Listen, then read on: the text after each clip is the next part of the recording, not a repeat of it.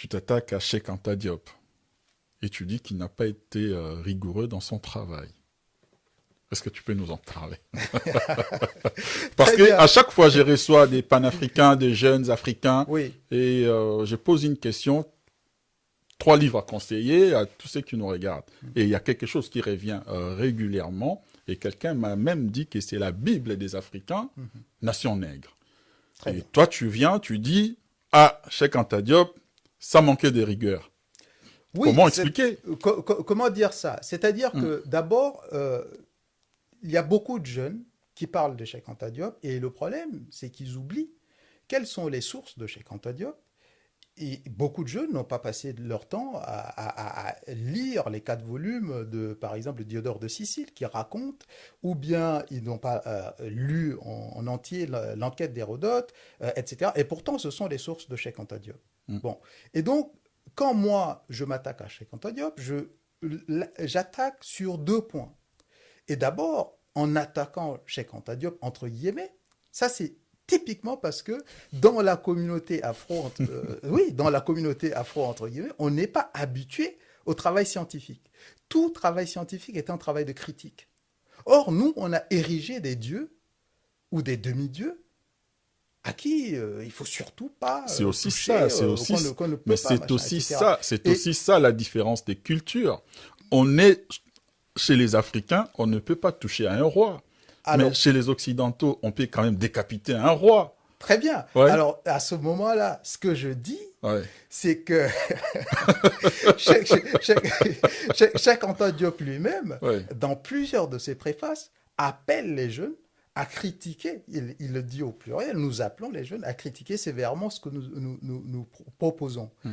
Pourquoi? Parce qu'il sait, lui, en tant que, même si je ne peux pas le qualifier totalement comme ça, lui, en utilisant les outils de l'anthropologie matérialiste, il sait très bien que le matérialisme, surtout historique, est dialectique. Donc ça veut dire que les choses vont continuer à évoluer et Évoluer, changer. oui. Et donc il a prévu ça, et c'est là, dans sa clairvoyance, il a prévu ça. Et donc, quelque part, il m'autorise à le critiquer correctement. Et ça va faire sauter tous les idolâtres de Cheikh Anta Diop. Mais justement, Cheikh Anta Diop Mais demande aux jeunes de s'armer de science et critiquer, pas d'idolâtrie. critiquer la rigueur, c'est dans ton monde d'aujourd'hui. Parce qu'avec les si, on peut toujours faire un monde parfait, quoi. Non, je prends un exemple très Mm, concret. mm. J'ai à un moment dit exactement que Cheikh Anta Diop a fait une conclusion un peu hâtive, Exactement. voilà, sur sa description quand il a décrit un petit peu les éléments hein, de Hérodote et bien d'autres, de Strabon, etc., qui expliquent clairement que l'Égypte antique était nègre. Simplement, sa conclusion hâtive, il l'a faite comme si finalement, euh, euh, à ces moments-là, d'ailleurs, l'époque n'était pas très bien précisée, c'est-à-dire que comme si tout ce qui occupait l'Afrique était imbriqué dans le système et connecté au système, au même stade au système vétéro-kémitique, entre guillemets, alors que il y a déjà, même en reprenant les descriptions de Diodore de Sicile, différentes catégories. Il a listé, c'est pour ça que il a classé les gens plutôt par rapport à ce qu'ils mangeaient. Il parlait de stratophages, strutophages, etc., ceux qui mangeaient des autruches, ceux qui mangeaient, voilà, etc. Oui. Donc il a classifié en fonction de ça. Et là-dedans, on constate bien qu'il y a des strates différents et qu'il y a ceux, les Noirs, qui étaient directement connectés en direct à la structure, la matrice égypto-nubienne, vétéro-kémitique, entre guillemets, au stade de structuration assez élevé, de centralisation d'État, etc. Et d'autres qui sont beaucoup plus en périphérie, qui sont connectés, mais avec des stratifications un peu plus basses.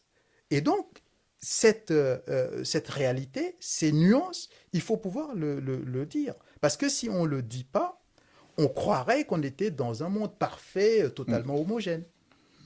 Tu ne t'arrêtes pas là. Tu dis quelque part, Diop veut des penseurs au cerveau atrophié. laisser la religion dans la sphère, c'est bâtir des nations sur des fondations hypocrites et fragiles. Ah oui, absolument. Et Ouais. ça, par contre, sur ce point-là, j'ai été très sévère. Ouais. J'ai été très sévère et je l'assume. Pourquoi? Parce que dans sa préface, Diop parle, entre guillemets, alors dans son contexte à l'époque, c'est évident. Moi, je connais très bien le Sénégal, etc. Et comme il a adopté une démarche matérialiste qui est la démarche classique de l'histoire, sa crainte, c'est que finalement, ça tombe sous le coup de blasphème et de bien d'autres condamnations, du fait même qu'il est dans un milieu qui est conservateur musulman. Et ça, il n'a pas tout aussi grand prêtre qu'on veut, grand savant, etc. Il n'a pas eu le courage de pousser jusqu'au bout, de dire clairement, c'est comme ça, prenez ou laissez. Tu Parce penses que c'est le courage qui manque? mais c'est un arrangement avec la société. On dirait de la sagesse, entre guillemets. Mais cette sagesse-là, peut-être à son époque, ça passait parce qu'ils avaient encore un peu de champ devant eux et un peu d'optimisme, parce qu'ils venaient d'avoir les indépendances, on était autour des indépendances. Donc, il y avait un avenir à Dieu. Aujourd'hui, on ne peut plus avoir cette approche de sagesse. Et c'est ce qui explique d'ailleurs que je balance plutôt un pamphlet et non pas quelque chose de tiède, etc. Donc ça, je suis radicalement... Et pourquoi je dis ça? Parce que depuis Diop jusqu'à aujourd'hui, on voit que le problème s'est aggravé. Le Nigeria aujourd'hui est coupé en deux. Au nord, on lynche des filles Oui. pour des questions religieuses.